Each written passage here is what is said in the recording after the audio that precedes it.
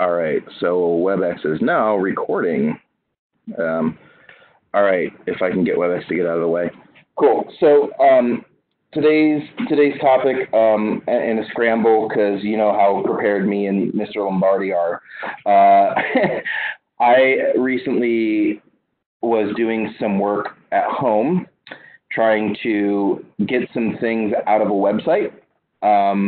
So I needed a way to control the website itself, just calling, invoke web requests or stuff like that. This isn't an API. It was the web, the page itself.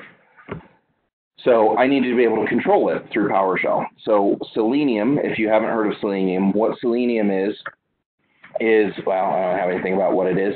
Selenium is a tool that a lot of QA guys will utilize to do regression testing. What they will do, other things that it's not to this level, but other tools that people use are like AutoIt, where they're just like, hey, I'm going to record where I click on the screen and step through things. This is at a whole nother level. This controls the browser. It allows you full access to what's in the browser, to manipulate the browser, like anything in it, the whole document object model, like anything you'd see on the page. You can go tweak and have fun and do whatever you want with. So if I have time, I'll show you one of my home project that I may turn off the recording and show you guys what I was actually trying to accomplish. Because I go kind of crazy when I do stuff like this. It's like I will use Selenium to drive how I'm navigating to the website. I'll grab stuff off the website, shove it into SQL Server so I can actually form a database and figure out relationships, and then I'll take that and utilize it to do more stuff. It's all like that's what I do for fun at home. Like I worked on that over the July 4th holiday weekend because I was like, honey, look at what I did, and my wife was like, you nerd. I'm like, thank you. So, but right.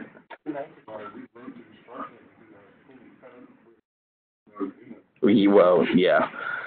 So that's what this is going to be. I'm going to step through a little bit of how to get Selenium up and running.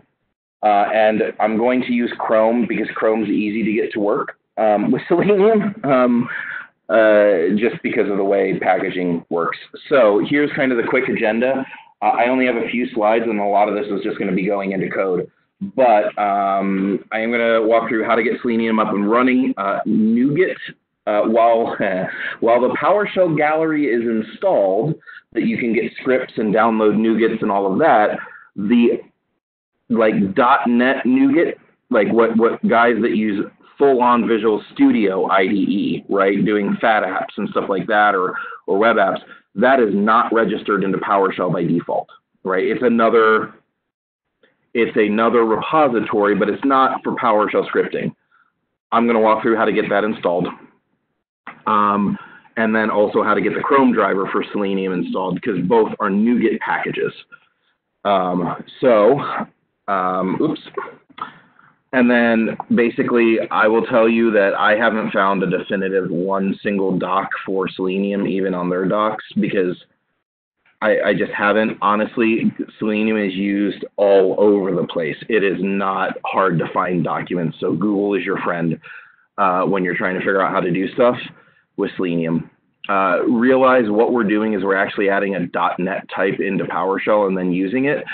So you're not going to get all the creature comforts of PowerShell, but I can show you some tricks when it comes to this that are universal when you use .NET types to kind of get some friendly, helpful, like debugging and and even like dot intelligence. So that, when you do the object dot, hey, what are the methods? You actually can see them in Visual Studio Code. Yeah. To an extent, it'll at least give you what the signature is of the method, but it's not as full featured as if it's like a commandlet and you're stepping through things that you're used to. It's a little different. There is still some support for it, but so that's really what we're going to be interfacing with here is really a .NET package in PowerShell. So I will tell you, if you have to do other things, like if you ever have to interface with GlobalScape, EFT, They don't have an API. Mike and me will curse up and down. Mike Lombardi, I don't know about you, Mr. Shepard, but we will curse up and down all day long about basically the good old trying to automate, whatchamacallit, GlobalScape's EFT, their FTP solution, because it's all COM objects and you just have to import a .NET object and pray it works. Like, that's our API. I go, that's not an API. I mean, it is, but it's not. And then the rest of this, literally, guys, is just all code. So learn through demos, it's all code. I have different pieces, parts we'll walk through, kind of building this up. I can eventually put this on somewhere on GitHub, somewhere on the web where you guys can see this stuff if you want to consume it or use it or play with it later. Right now, it's just on my box in OneDrive. So, all right, I'm going to move the chat window out of the way. So, how to get Selenium up and running. We'll walk through these pieces here, how to get NuGet registration, download and install Selenium, and then the Chrome driver. So, I do have a quick slide here that just kind of shows you, because my box is set up. But these four are the main commands at the top: get package source, register package source, unregister package source, and find package. Those are basically the commands that you're going to need to know, and the arguments that you're going to need to pass it. So get package source on your box will show you, and let me I can try to show you this. May not. Oh yeah, it's super teeny, so that's super great. So let me do this, and then next time I go to use this tomorrow, I'm going to go, what the hell? So it always happens. Oh, come on. All right, so if I do get package source, this may look different than yours because I have NuGet installed as another package source. Normally on a box that's clean that you haven't done this to, you're only going to see that PS gallery. And that is the PowerShell get. That's where you basically say, hey, get module, and it gets you a PowerShell module. NuGet is the .NET equivalent, right? These are actual full-on NuGet packages. And in order to do Selenium and get this, it's just easy to add this to the PowerShell's package manager. So when we do this, register package source, what you'll end up doing is you'll need name, which is, I just called it NuGet because that's what it is. And then you would need location, which is the URL, and the provider gives you what type it is. And it's thinking here, trying to figure out all the different provider names, and it's not letting me type. There we go. Of course. And now it's going to do it again because I hit tab instead of trying to type. Okay, mental note, don't hit tab. There we go. So this is provider name is NuGet, and then the URL there. Okay, I'm providing it to you. Don't ask me how I found it. I don't know how I found it. I just scraped and scraped and scraped the web to try to figure out exactly what that URL is. You unfortunately have to give it exactly that URL that's there, the HTTP NuGet org API v2. Then what happens when you do this is if I do find package and I do Selenium,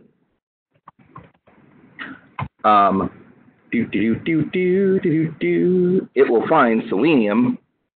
That is not the right one. So be careful. Notice the source on that one is PS Gallery, and notice this one, and if I can move my window, is NuGet. Adam Driscoll wrote a Selenium PowerShell Gallery WebDriver for this, which is great, but it's not full featured. It hasn't been updated in a bit, and you have to have Selenium installed, running, working in the perfect places in order for it to work. It did not want to cooperate with me, so I went this route because it just worked. It was a little weird, but it worked. Plus, I wanted access to the full-on Selenium driver itself, so I could actually build my own library of things. I needed more than what Adam had in his module, unfortunately. So I went the hard way. This is actually Jekyll, if you've ever seen him on, or Jackal, or however you pronounce his name. He's on Twitter. He's a big PowerShell resource guy as well. And he did this. I found a GIST. I just found a little post of code where he went this route as well for just trying to get Selenium to work through PowerShell. So this is on the slide, the register, the NuGet location, and the provider name and all of that. So this is really what you want to show up is this type of thing. Say, hey, look, get package source. I only had PS Gallery. I registered the NuGet, and now it can find the Selenium Web Driver. It won't find it otherwise. It'll just say, nope, can't find it. So that's the three. Those are the commands to get things up and running. So then, because this is a .NET package, it's going to download a whole ton of stuff to your box if you just install it and say, give me. Typically, in the development environments, you will install packages to like a packages directory or something like that because there's a ton of requirements. And even if there's a new version or you do something on your box, you want your thing to keep working. So this is so that all the DLLs, because there's a ton that Selenium uses underneath the hood for .NET and automation and tying into all types of things, this will go get Selenium and all of its requirements and put it into a directory the way I've done this. So that is kind of in a containment area, if you want to call it that. So that way, it doesn't affect anything on your box, and your stuff on your box doesn't affect it. So I think, yeah, we're to the demos. So PowerPoint over.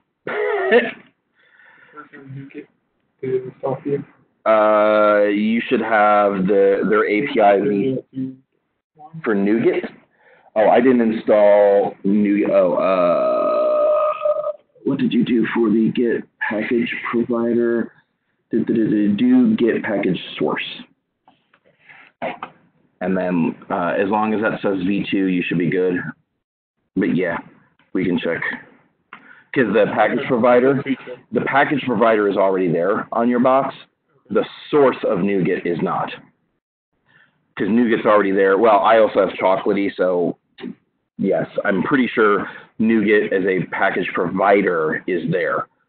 Because even the PowerShell gallery uses NuGet in a lot of cases, if not all. So, all right, so I have a whole bunch. You can see I have my, can you guys read this, by the way? Is it big enough? Mike, is it big enough on the WebEx? I'm looking at your chat. Hopefully he's still around. Yes, okay, cool. So I have a whole bunch of different parts and evolutions of me trying to make this hopefully something you guys can kind of understand. First thing here I did is literally I'm just telling it, go throw in a directory, C:\lab, in a packages directory underneath of that, go throw these NuGet packages, install them to that location. So that's all I'm doing with this script. That's it. I'm just installing. I'm not doing anything else. I've already done it. So I will show you just how much ever-living crap gets put in installed just by needing Selenium. So all I told it was install Selenium Web Driver and install WebDriver Chrome. These two pieces right here, all the other stuff, 100% requirements coming from those packages. Yeah. Again, keep in mind, this is taking all reliance on your System32 directory and stuff you have installed. So it's crazy. There's a ton of stuff here, and I get it. But really, the two that we're really looking at are these two, right? Or these two pieces. Now, do I care that there's a bunch of stuff in here? No, I don't, because I can always repopulate it and just say install it again. It's no big deal. And it's nice because anytime I get a new box and I move this over to someplace, it just grabs it and downloads it and I'm off and running. So that's all this first one is doing, is literally creating the new directories. Hopefully you guys can see that's all we're doing is creating 2 new directories and telling this to install. Part 2 we're going to go a little bit better, and we're going to make this a function over here now. So basically, get SE Chrome. So this is get Selenium SE. I just used SE for Selenium, whatever. And I said get Selenium Chrome. So what I did is I said, okay, fine, let's do a couple of things. Let's first, wherever we're at, just push the location, set it to the package path that we already know is coming in. And I'm setting that when I call this function. So here, let me minimize it. I'm just setting this package path, which I'm defining up here, right, to the same exact code that I was using before. I'm just passing this into a function now. And basically, I'm saying take this path, the current package path, and go to Selenium Web Driver lib the net40 folder. If you've never seen resolve path, let me show you. I will go to this real quick. Super handy. And let me try to scroll up so we can see this. There we go. Okay. So notice in that line 23, I have a star after WebDriver.star.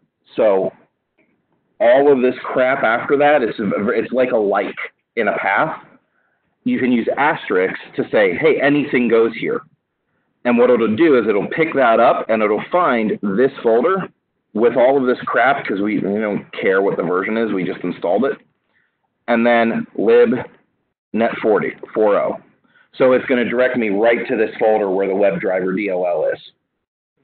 Right? So that's what resolve path does on this next line that you can't see because so all that's doing is creating a path and resolving it right to this WebDriver.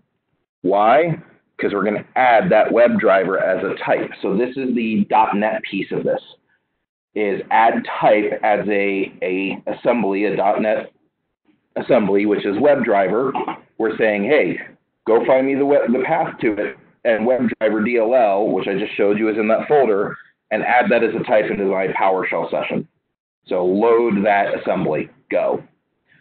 And then the next thing we do is we do the exact same thing with a package with the same path, and we say, go get me the Chrome driver. So I'll show you that real quick. It's in the same type of thing. Packages, oh, of course, it scrolled off the page. Selenium Web Driver Chrome, whole bunch of crud after this. Don't care, because let me scroll down so you guys can see. There's an asterisk right here, right? We don't care. And so in there, sure enough, there's a driver folder, and sure enough, in there, there's a Win32. Hint, hint, notice Linux, Mac, Selenium is cross-plat. So maybe if this worked with Core, it can be cross-plat too. I think it would. I guess one thing with the resolve path is you have to be unique enough to find an existing path. So if you had multiple versions. If you had multiple versions, that might cause you some issues. I think it might return multiple. I think it will return an array. I'm pretty sure.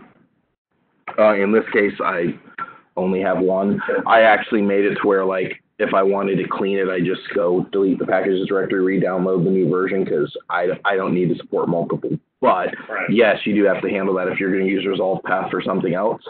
You could. Yeah, or different folders. Yep.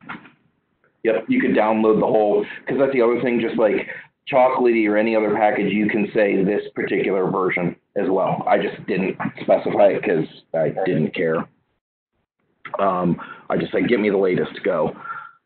So this will resolve, this will get that path. So those are the two files I'm getting. I'm getting this Chrome driver exe from this folder, and I'm getting the DLL from the other, the WebDriver DLL. Once I get this Chrome driver, I try to instantiate this new object. And because I'm providing it the path, it should load this and resolve to me a WebDriver. That is if everything's installed and everything's happy and I like everything. So what I did, and this was just to kind of give you guys more of a complete solution if you went home to go do this and ran it for the first time. It'll prompt you and say, it couldn't build the Chrome driver. Do you want to install it? Yes. Okay. But wait, you already have the package directory. Do you want me to clean out the package directory first? Yes. And then it'll install it again. So for whatever reason, now, obviously this isn't going to handle every single permutation, but it'll try. It'll try to do the install. So these were the same commands that I had before from the first script, the part 1, the 2 install packages. I just put a little extra oomph around this to help kind of make it more of a solution. That way I can call this function, and if it's the first time I'm going to a box, it'll prompt me to install it. If not, it'll just make the WebDriver and go. So that's all this function is doing, is basically loading that DLL. It's loading the actual Chrome Selenium driver and giving me a object back. So I get back Chrome. That's all this call does. So going forward, when you see this in these, that's all it is. So here's the fun part. Once you have this, okay, notice I get no dot intelligence, dot, tab, tab, nothing happens because I can't spell, first off. But notice, same thing. I knew it wouldn't matter. But this isn't giving me anything because, first off, it's returned from a function, but 2, Visual Studio Code has no idea what that is as an object. I haven't given it a specific type.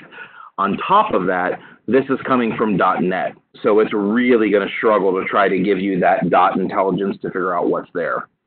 There's a trick. Once you have this working, as you're debugging this, like if you're building this script, once you have this working, so first off, let's just show you if I just run this and I say, give me Chrome, and then go ahead and navigate to this URL, and I'll explain all of this and this weird stuff. If I just run this, what's going to happen is it's going to actually boot up Chrome, and notice the little banner, Chrome is being controlled by automated test software. Okay, thanks Selenium for putting that there. So here it is. It navigated to this site. It went to the PowerShell user group site, as I told it to, and it's waiting here. Press enter to continue. Ignore this dev tools listening, timed out connecting to Chrome. I get that all the time when I'm doing it through VS Code or ISE. It just happens. I just ignore it. I don't know why. It's whatever. So now it's closing Chrome, which if you notice, my Chrome window is gone, and it finally returns me back to where I was. So if I do this, now that I've run it, whoops, if I can get my mouse out of the way and type, now I have this type, now that I've loaded that the first time, but it didn't know. If I'm inside of a function or something, it sometimes still even won't do this, and it won't give you all of this help. So what the trick is if you're stepping through code, you can see what this returns, but this is the actual object. So you guys remember when we went over how to hard type a variable, like a string? This is hard typing it, but all the way to a .NET. Yeah, this is casting Chrome as this object. So if we were going to do something like system.net.webclient, this is another thing I use a ton, right? This is a web client, and this gets you like the ability to make calls and, another way to do stuff besides just invoke web requests, right? Another .NET type. So this is, again, how we cast things. Once we do that, even if it equals null, it knows what WC is because I've hard typed it. And whoops, there's some stuff. See, it knows what WC is because I've typed that object, right? It knows how to find system.net web client on my box and do that. Once you have these things in the right places, like right here now that I know this is working, it knows that this is a OpenQA Selenium Chrome driver, right? Even though we're going out of that packages directory, it's not installed in my system, it will still know that that object is this stuff, right? And it'll pull this up. So that's kind of a trick. It's not the easiest thing in the world always to get to things like that, but that is a trick you can use. And sometimes when you're dealing with these .NET types to see what they return, and you're like, oh, you're returning a, whatever this is, a OpenQA Selenium web element. Great. Okay, now if I type it as that, I can actually see the methods. I can actually see the other things in that object. I think you can also do like the get member, right? Once you have the object, but only if you're debugging it, right? If you lose scope, you've lost scope. You don't have it in purview anymore. So, how to find this weird syntax of navigate dot go to URL the web? I think there's no way to easily get to this. So yes. Hmm. Yep. Yep. But that at least gives you the reference. Yeah. So there is definitely those helpful things for other. They don't have one for PowerShell because nobody likes PowerShell, I guess. It's not a real language. Oh, whatever. So I just went to the web and just a lot of these things I found. I did notice, like if you look at this, just to give you guys an idea, there is the navigate, which is great, but after that, I get no help. I can't find this go-to URL. It's really weird. This is the only one that's like this that I found. All the other ones are really straightforward. It's the navigate that's stupid. It doesn't just take, you can't just put a URL here like this. It's like, nope, I don't know what that constructor is. I'm like, oh, for the love of God. So this is the only one that's really weird. So that's my short soapbox of that weird navigate one. A dot get on which?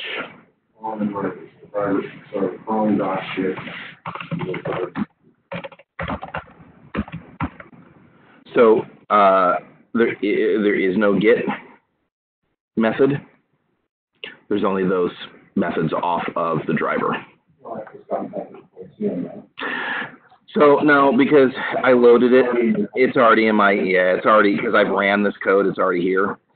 So, yeah, the strong typing just helps when you're not, you're in a function, or later when you're in a class, which I'll show you. That's where I went with a lot of this, just because I went there at home, because I'm stubborn and I like classes in PowerShell, even though they're not really classes.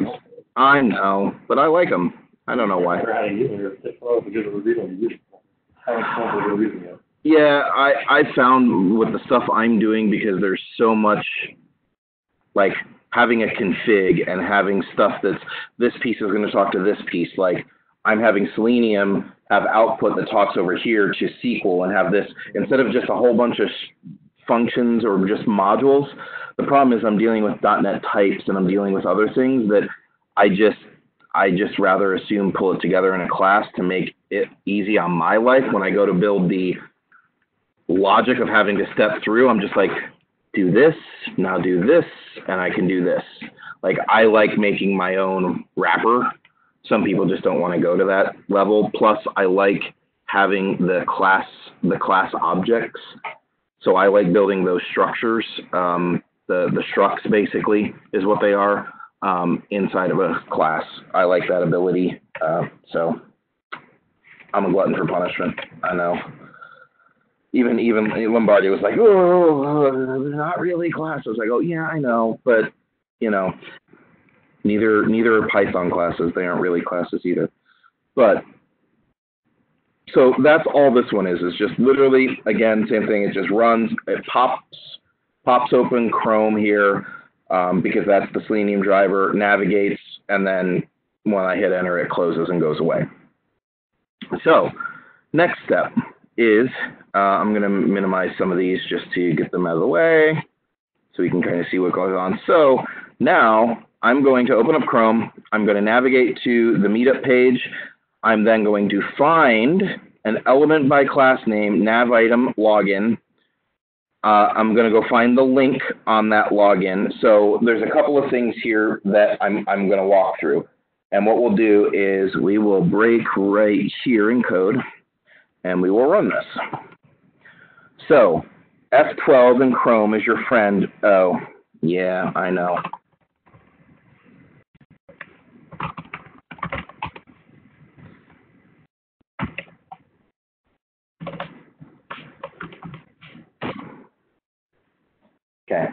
was also you guys couldn't see because I knew I re-recorded or something, so I didn't want to just have my username and password shoved in here somewhere.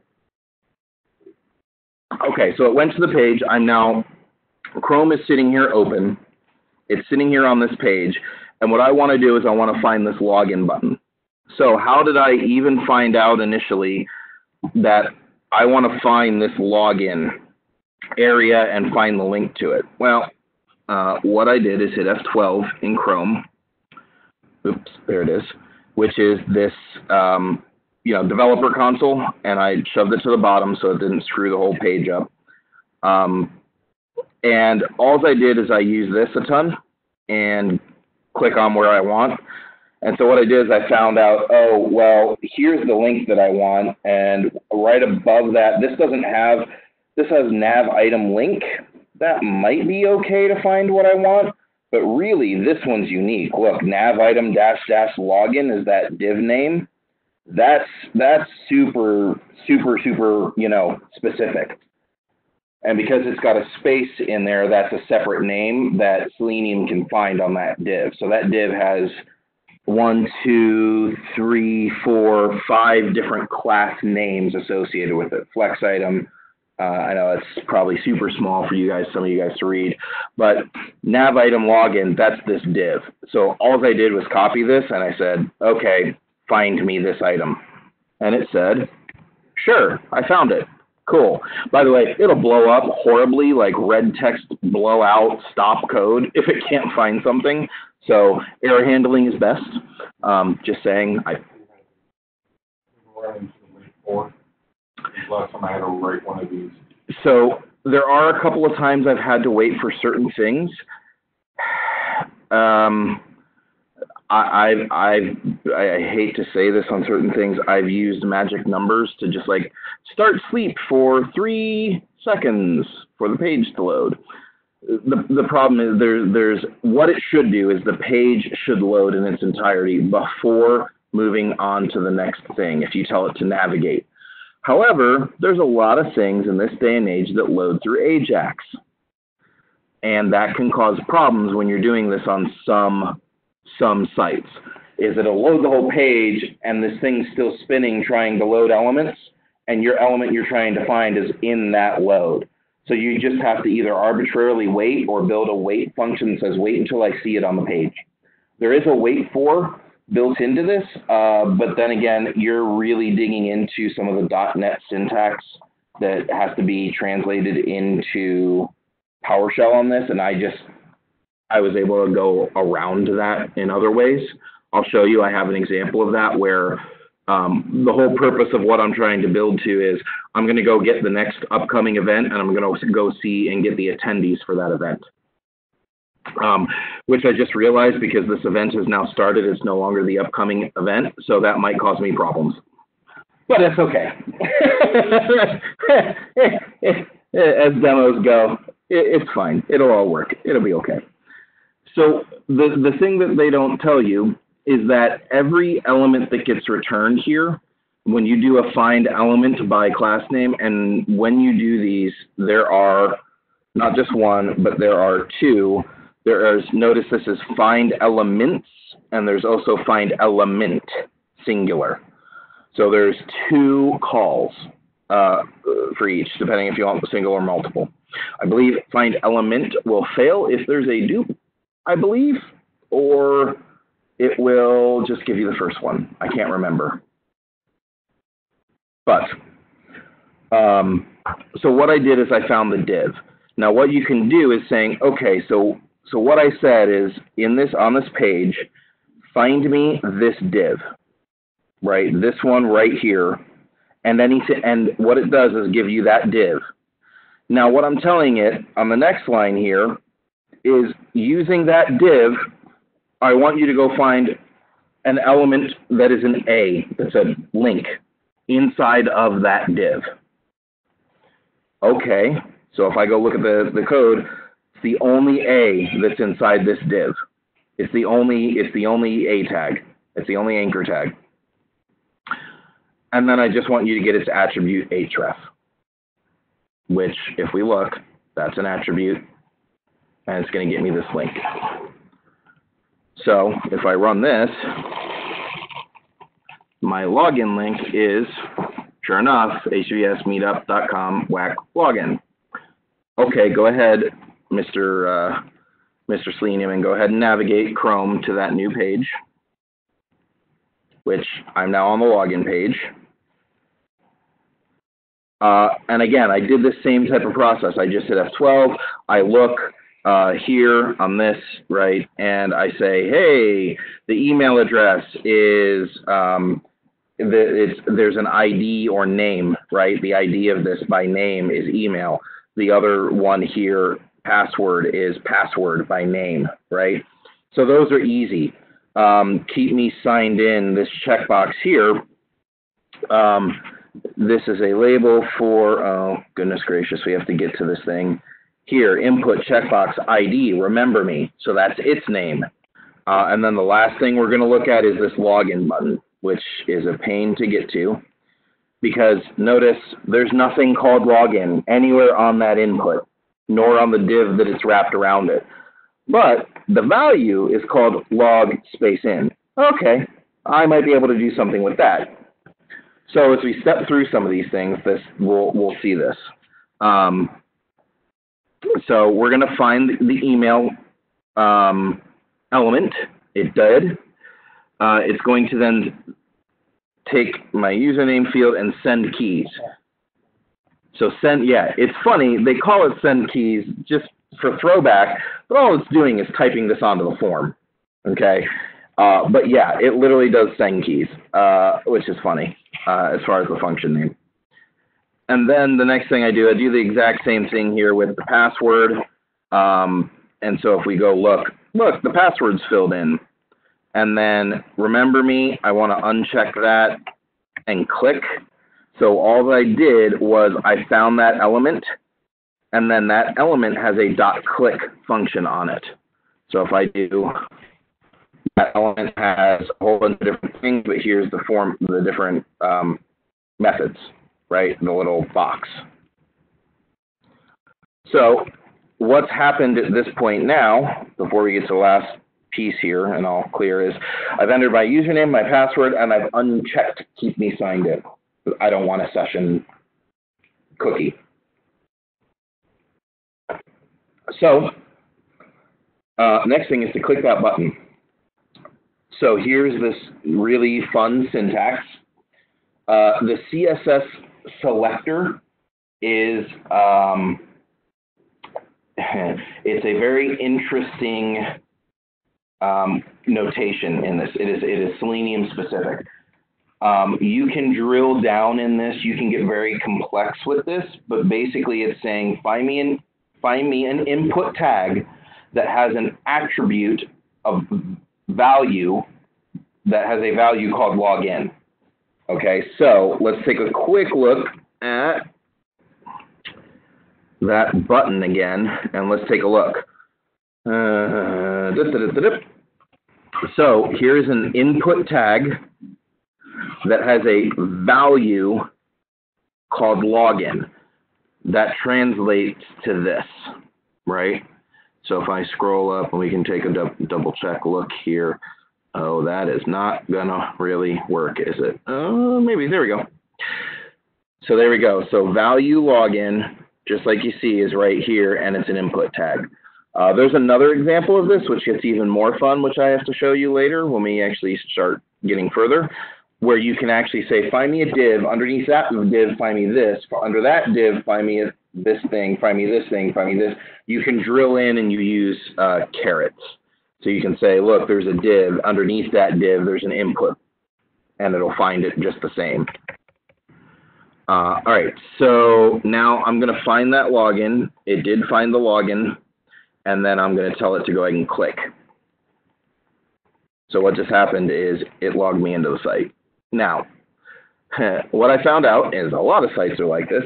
If you successfully log in not that often, it doesn't prompt you for CAPTCHA. If you start screwing up or you do it too quickly too often, it starts prompting you for CAPTCHA. No automation is going to be able to get around a CAPTCHA. You're going to have to look at the form and go, oh, there's the CAPTCHA box on it. Oh, wait, stop, wait for somebody to actually do all the CAPTCHA stuff. There's just no way around that with automation. It actually launches the Chrome window, just to do everything in the background process. No, this is Chrome. Okay. You have what it says Chrome is being controlled Yep. by automation. Yeah, but it doesn't do it in the background process or anything? You see it on the screen? Okay. Yep. There's ways when you initiate it, you can tell it headless. There's different browser types, but I just minimize Chrome. Doesn't matter. Like it's minimized. No, you can care less. You're like, and start, and you're like, and minimize. Go do my work. Okay, fine. I don't know how it doesn't care, but Chrome, apparently the rendering of a web page, when you have something minimized, continues uninterrupted without any problems. I'm like, I guess you're clicking on a page as well as that. It can. So you can really F up your automation by just going in and going, okay, let me click around or do stuff. And you're like, oh, whoops, I guess I didn't handle that. Yeah. So it is full on. If you're like, what we do a lot of times is they'll have a box, like, this is horrible. They'll have a server that has the browser installed, and that server will be off doing these regression tests. Right? So they were like, well, we want to spin up a Docker container. That Docker container is on Windows OS. Then it has Chrome or it has IE, and we can test using that Docker container and then pull it down like too much. There's a headless option, or there's a headless browser. I forget if there's a driver. Yeah. But Selenium, Not too much, no. it's okay for hoping that body. And looking at the script that goes. Yeah. But the other problem that I have with that is, like, you saw what I'm doing to figure out what I need to do to get around this site and do what I need to do. How the hell am I going to, I mean, I could open up Chrome. How am I ensured that what I'm going to go do in Chrome is actually going to be in that headless browser? Nah. Right? I mean, it should, but anyways. I'm just trying to figure out how there's supposed to be an option in the program. I send it what? Make it minimize what. Oh, yeah, I saw that too. There's when you initiate it, there's options that you can send when you initiate the driver. You can, and there's an option in there that says basically run minimized. So there is something to do that. It's in the driver before you build Chrome. So once you add the type, you build a WebDriver options, and in there you can specify minimized or hidden. And then it will do it. It just won't show you the window.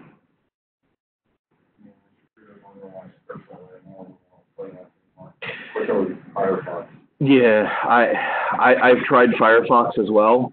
There was a problem with Adam Driscoll's for a while controlling Chrome, his module.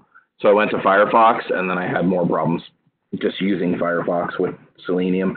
I mean, it works. It does. I mean, all of them do work, but there's all a little special flavor sometimes. It shouldn't be, but sometimes it is.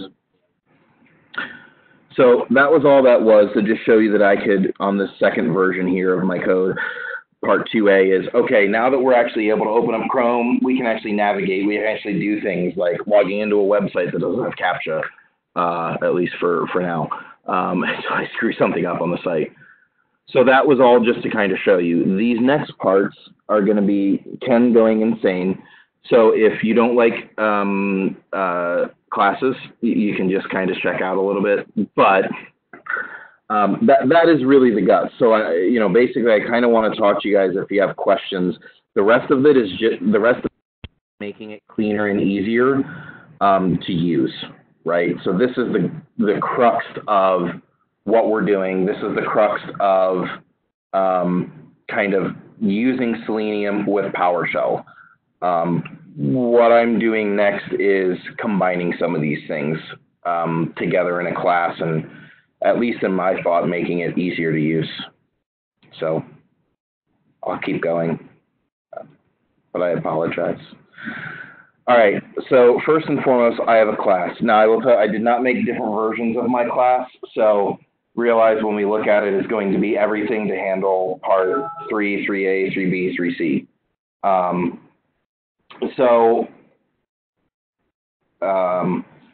basically, in order to build a class that's just a PS1, you import it like it's a module, but it's not a module, it's a class.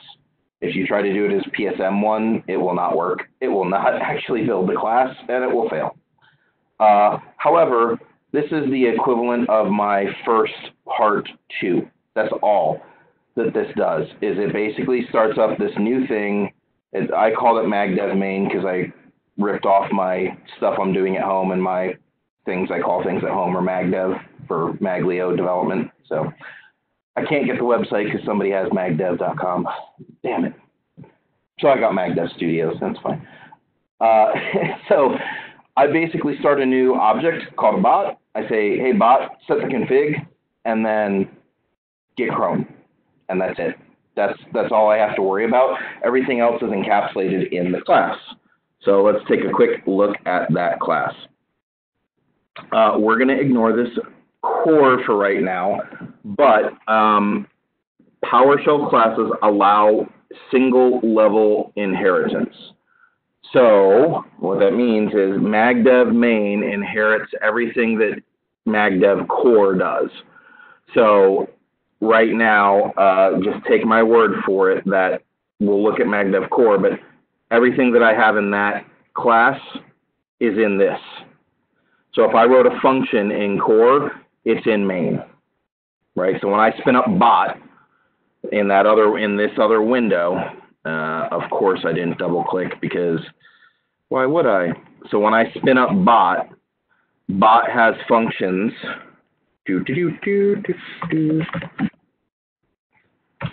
Bot has functions when I actually load this into oops.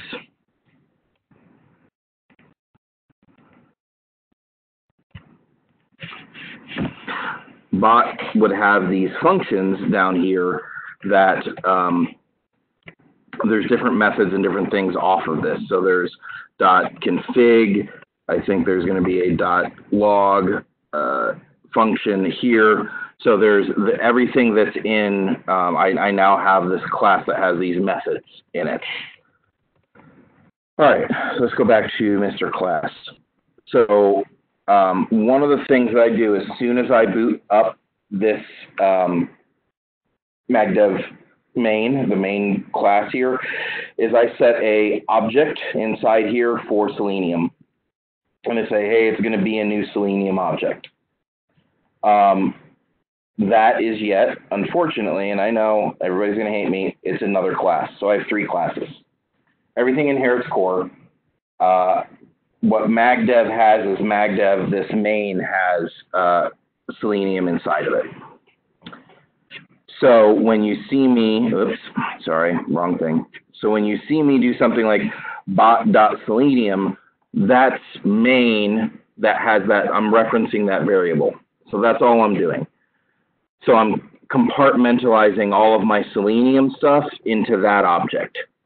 If I had SQL, because at home I was doing stuff with SQL, I would have bot.SQL. If I was doing stuff with something else, I'd have bot.this, that. I'd have different whole classes to cover that methodology or those methods in that particular area. And so that's just how I'm keeping this organized. So just so you see my method to my madness. Because usually this stuff on me sprawls when I start stuff and I'm like, hey, now I want to add SQL. If I don't build it like this to where I have Selenium in its own class, when I go to add SQL, I got to refactor a whole bunch of crap because I just threw Selenium in the main class and now it's all murky and conjoined together and stepping on stuff, right? What main is for me is main is the area where I'm actually doing like process, right? I'm actually saying, hey, go get this, hey, go do that. And that's calling Selenium. That's doing other things for me. So this is just me building this out,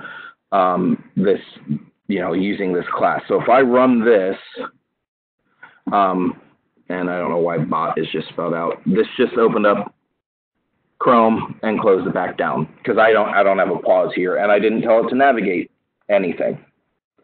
So I just told it, open up Chrome. I just want to show you my class here works. And so all that's doing is spinning this up. and starting up this MagDev core. Now, notice I'm not doing anything in this MagDev Selenium. I'm actually just saying, hey, git Chrome, and that will eventually be called. So that will eventually be utilized here in just a second with the next one. So let's move to this next one that actually does something more useful. So 3A was my attempt to take what I had done here. So remember, 2A was me going around and clicking and logging into the site. So 3A was my attempt to do that through my bot. So it's a little bit cleaner here. Now, again, I'm just pulling out the usernames and passwords and setting them. But when I do this, the functions that I have are like find and type. So I say find and type by name. So find the element called email, and then go ahead and type username into it. So I just combine that into a single function in my class. So if I look at that, all I'm doing here in these very simple, I need to close this so this gets out of our way. So find and type by name. I'm just passing in name. I'm going and finding it, and I'm saying send keys, right? Just send that stuff along. That's all I'm doing in this little function. And I'm logging. So why not have a single function for just find? If you're using find multiple times. So there's find by different types of things.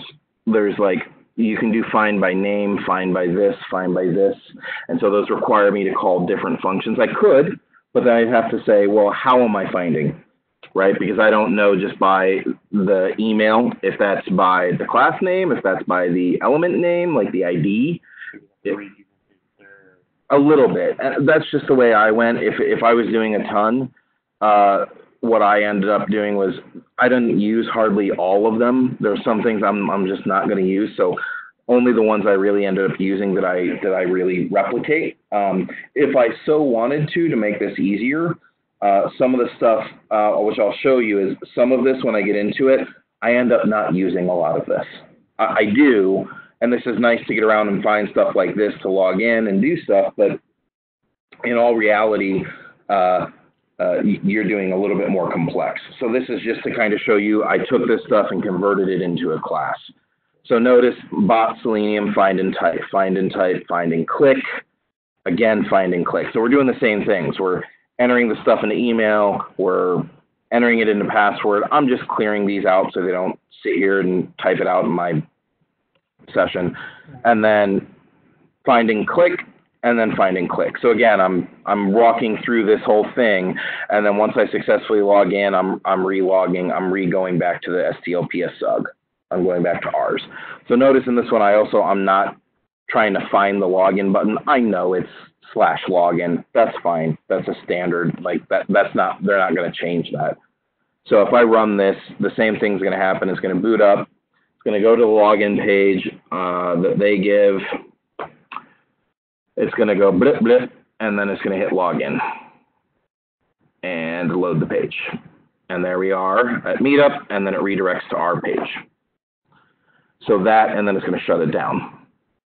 It's going to shut it down. See, the page is still loading, and then finally it shut down once the page loaded.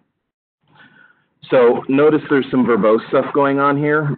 As part of my class, I wanted to be able to have logging out to this window, but notice all of this is logged in an automation script over here.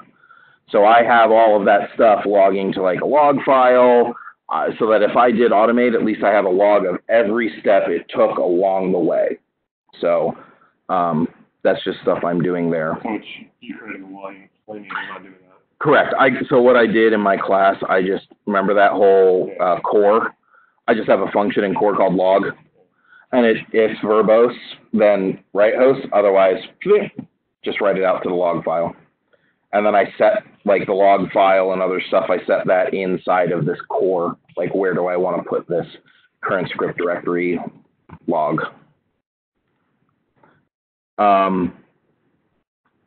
So that was that. So now let's take a look at B. So now one thing I noticed that in working with this, I didn't actually have to log in to go do what I was trying to do, which is go get the next events. So let me do this. It'll output down here in the blue when it's done. And I'll show you as soon as this starts up. I'm just going to minimize it so we can see.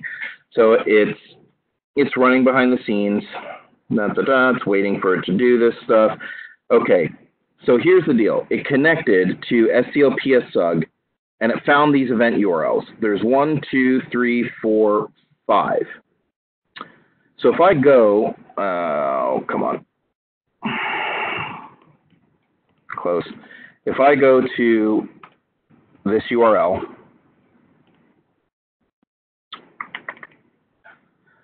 come on. 1, 2, 3, 4. Oh, wait. 5. I wonder if that last event URL it got was this past event. That wouldn't be good because that means I'm not getting an upcoming event. That means I'm getting an old event. So let me see. Let me click on this link. And if it's Scott, it's the PowerShell Spaces by Scott. So that's not an upcoming event. That was a past event.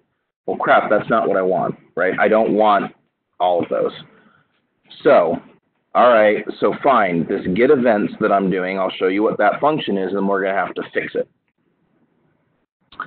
So I'm in Selenium, get Chrome, all this stuff. I'm going to hide basic. Oh, why can't I hide my reach in? You piece of crap.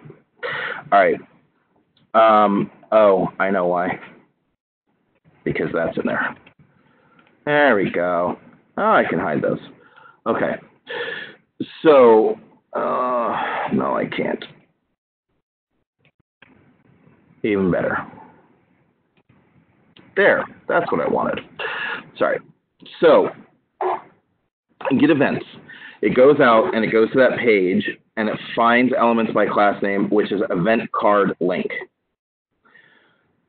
If I go here and I do my little F12 trick, and this is a pain to look at the code and everything, notice these are event card link. That's what this monthly meetup is. If I look at this one and I go into this dev, this one up here is an event card link. That's each of these things. But if I go down and I look at Scott's, unfortunately, notice it's also an event card link. Well, that makes sense. This is a web app. Somebody developed to spit these cards out regardless, and they're just using the same CSS class. Okay, well, that's fine, but that doesn't help me. What does help me is if I scroll all the way up and I go, okay, so hopefully when they built this, if I go look at this upcoming events, is everything that I'm about to go look at for the cards below, is it within this upcoming events? And if I look, nope, it's not there, but let's see. Boom. Oh, here we go. Here's a div. This one does have, oh, look, and here's all those chunks, 1, 2, 3, 4. Those are the cards.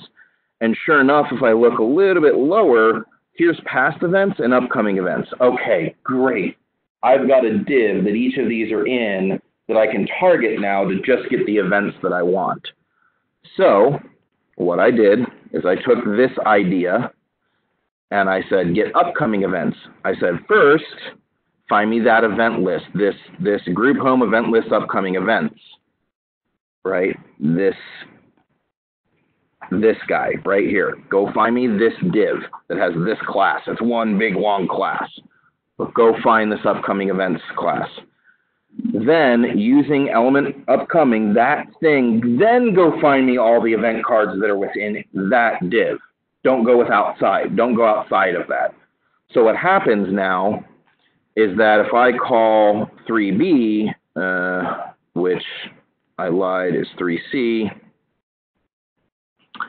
and we're going to comment out. I should have had a 3CB, whatever. Whoops. Stop it.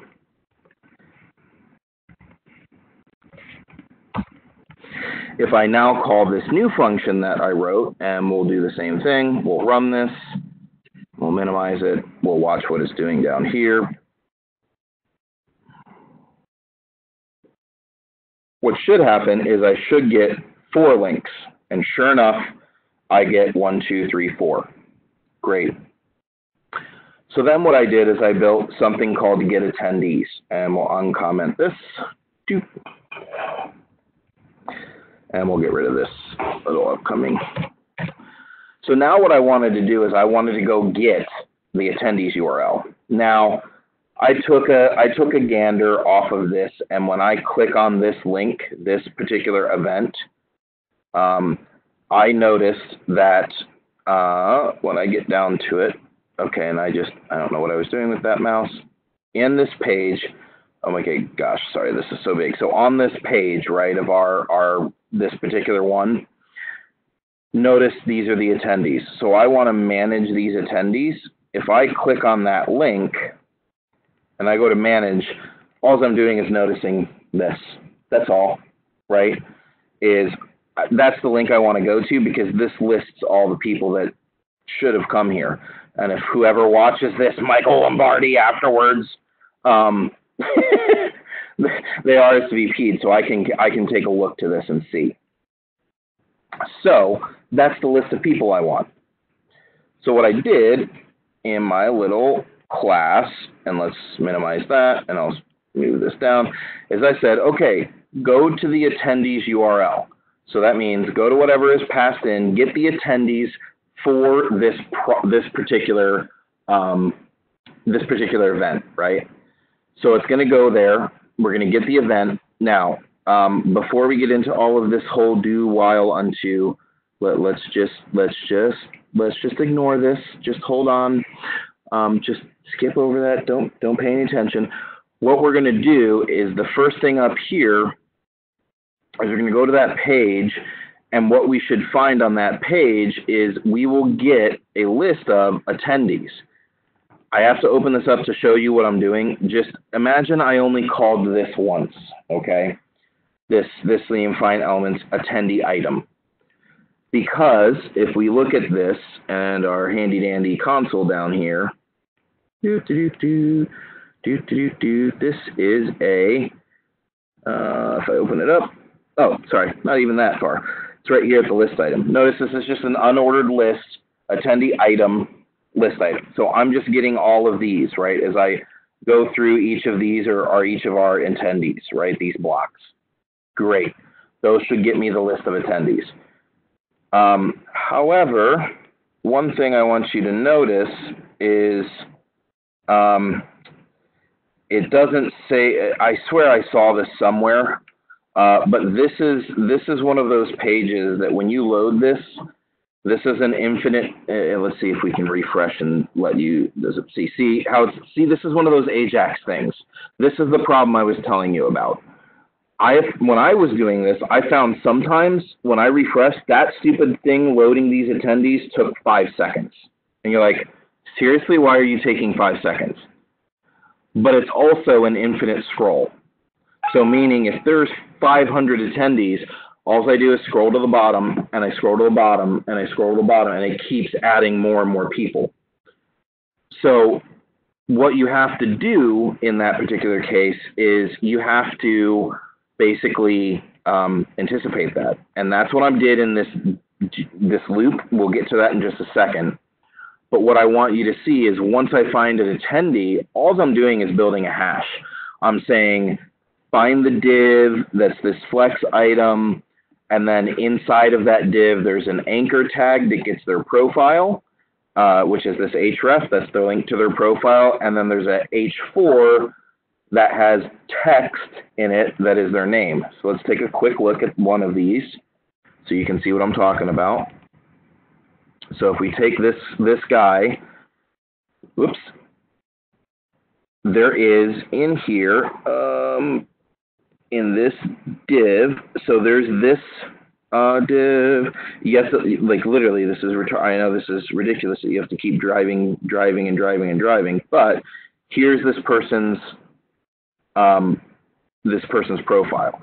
So inside a class called flex item, there is an A tag that is this person's link. And then that H4 underneath of that has that person's name, Matt. That's the text. Like if you just say, give me the element text, it's the text between the tags, right? It's the text. It's not an attribute, but it kind of is an attribute. So I'm finding flex item, and then I'm finding an A underneath of that and an H4 underneath of that. So that's what I'm doing here, is I'm saying, hey, go find div class flex item, go find an A tag underneath of it, go find an H underneath of it. So that's the div I'm finding, and then I'm using that div and I'm calling find element inside of that one. So the same things we were doing before, where we were finding things inside, we're doing the same type of thing. And then I'm just building an attendee list. So if I fire this guy off to say, hey, what's the next upcoming list, we'll see it walk through this.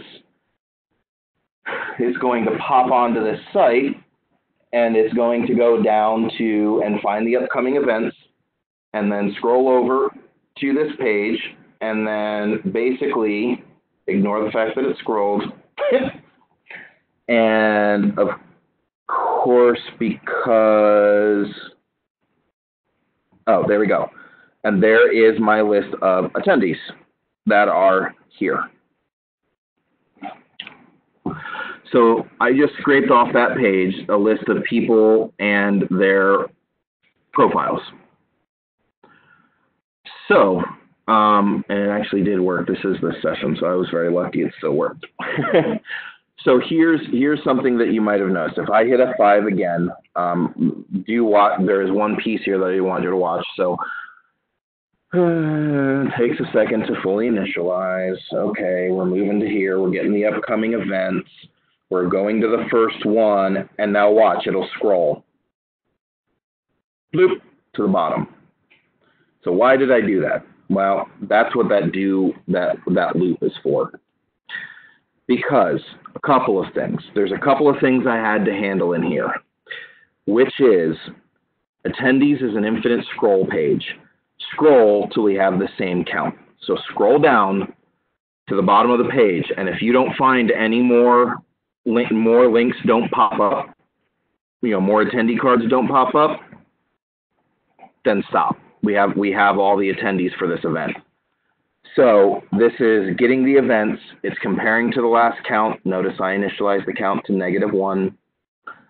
So what I found is as well, remember how I said that stupid attendee list sits there sometimes for 5 seconds?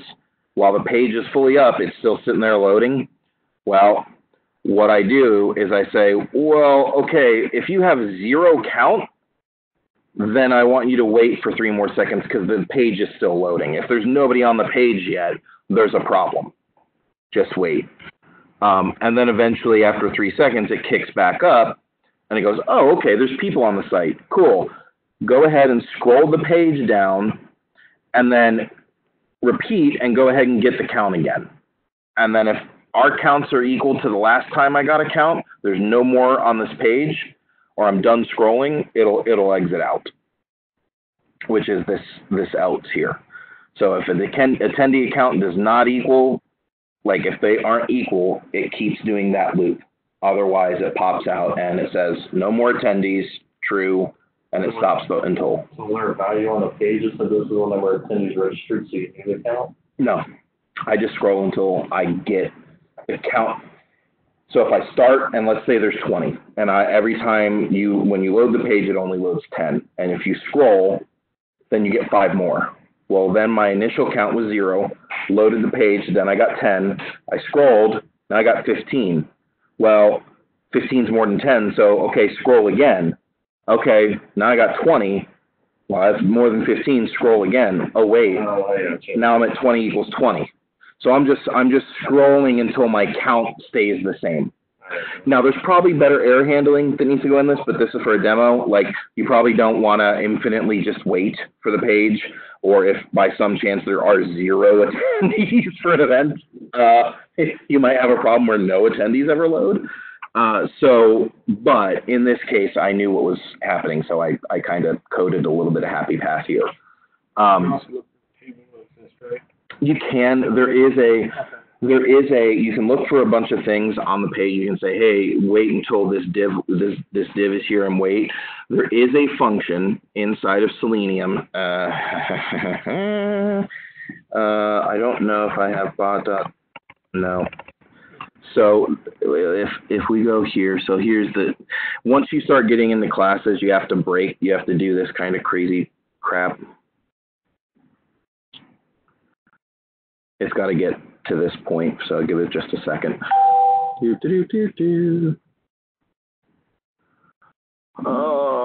And then load the first event, and then move over, and then get attendees. Okay, so there is something here that if we look at this actually, I'm going to do it up here because my intelligence will help me.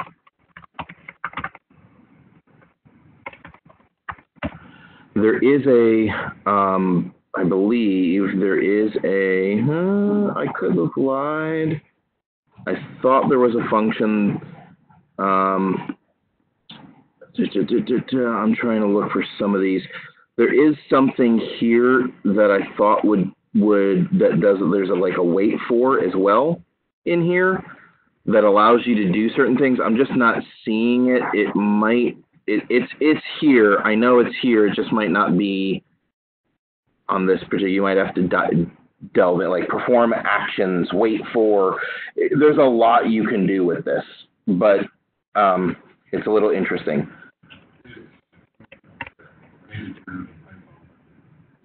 Another function that imports from WebDriver wait.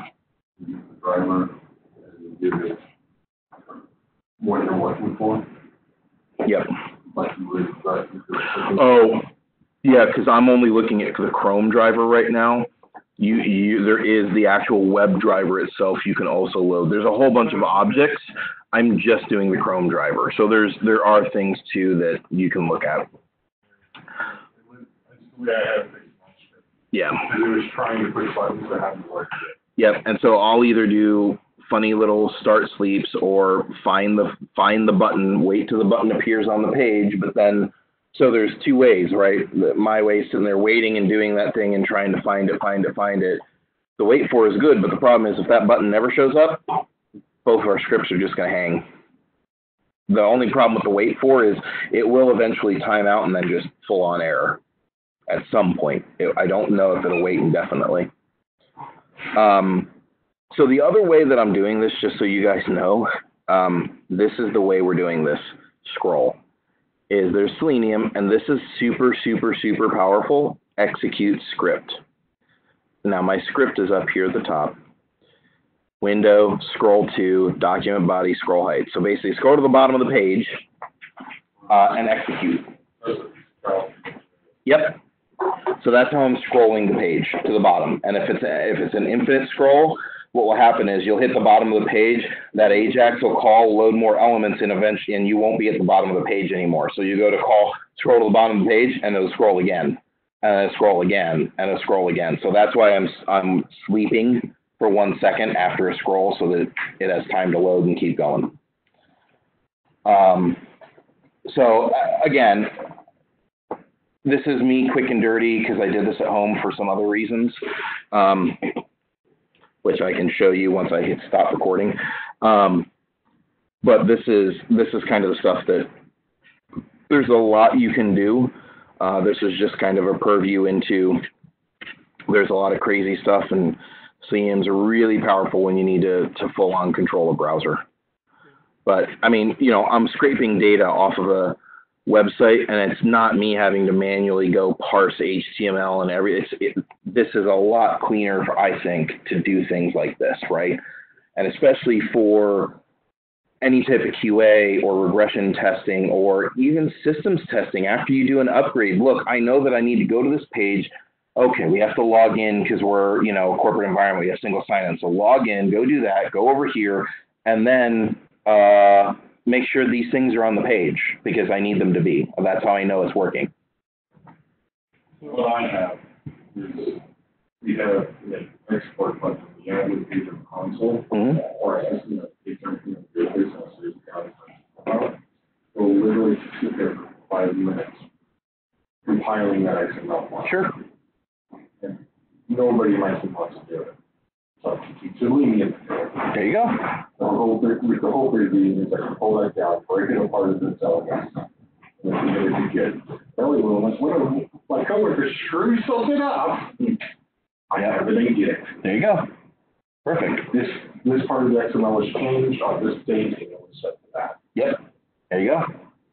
How would you program for like a CAPTCHA? So like you would type it in, but then you gotta tell it your program to continue, right? Yes. So in this particular case, if there was something like CAPTCHA, what I would do is I would go on the login form, I'd hit go. Now what this will do, like if I can, where's my one that does the login? Okay, this. So when I run this one, if you do it enough times, good old Meetup just says, no. Would you just stop that, F9? Run. Oops, wrong one. Okay. So, yeah, anyway, let's try this yet again. So, I'm trying to get it to actually break, because if you try to sign in too many times over, it will, what will happen is it'll spit a red page up on that form, and it'll pop a CAPTCHA. So what I would do is I'd log in, and then I'd have another piece that says, okay, make sure I was able to log in, or make sure it didn't pop on CAPTCHA. And then what I would do is I'd pause the workflow. I literally have to do pause or prompt the user that says, hey, this is it, push the button, pop a message box or pop something up. And they're like, oh, shit, okay, I got to go interact with the damn page.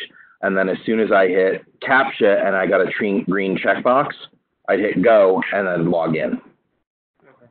So it's just now, a user might also, you'd have to potentially look for it and go, oh, well, once the CAPTCHA box is green, right, you could also check for that. You could also have the program pop up a message that says, hey, CAPTCHA, appeared on the page. You must please fill out the CAPTCHA. And this thing's checking every 1 second for that CAPTCHA box to turn green. And as soon as they fill out the CAPTCHA and it turns green, it logs them in, right? CAPTCHA is going to be a pain in the butt for any website. It just will. I mean, CAPTCHA is there to prevent exactly what we're doing. Yeah, I mean, it's to prevent bots. This is a bot. This is truly a bot. I will tell you, this is probably what some people, I don't know if they use Selenium, but it's a pretty damn easy way to make a bot to go do stuff on a web page, isn't it? I'm just saying, I could fill out forms, I could create accounts, I could do all kinds of stuff with this. So, yeah, it's definitely powerful. So... It's now in the past events. Huh? It's in the past events, because yeah. it's after 8. Because it's after 8 now, so it's now past. So if I ran this again, my part 3 this one, if I ran attendees and let this thing run, it's probably not going to find the right, well, it's not going to find the right event. It's going to go to the next event, which we don't have filled out because we're super good as organizers. And there's, oh yeah, just run you, F9. Thank you. So there we go. It found two people for that the next meeting. So apparently Mike and Mr. Brad there signed up for it. So, but that's something that, it's like, oh, well, we want to be able to pull this out or do this off the page. And sure, this isn't going to be like, real time, like you're not going to, but, if you want to be able to pull stuff or there's just no way, there's no API, there's no nothing, or you need to interact with it. That's a good way. Huh? There probably is. I'm just saying in general. Yeah, in this. This is also like if I wanted to check that, a lot of times for like QA guys, right? They're like, hey, I know when I do this, I should go see a record on this page. Okay, there's a record. If I do it again, I get 2 records. Yes, there's 2 records, right? So this is just an exercise in pulling elements off a page that are outputted. So that's all this is. So that's kind of the extent of what I have for this. So I'm going to stop recording, but I'm going to continue showing the people that showed up to it here in person and on the WebEx, Mr. Mike Shepard, some more fun from my home. So, all right. Thank you, anybody who watches the recording. Appreciate it. Don't forget to show up. We have free food. Bye.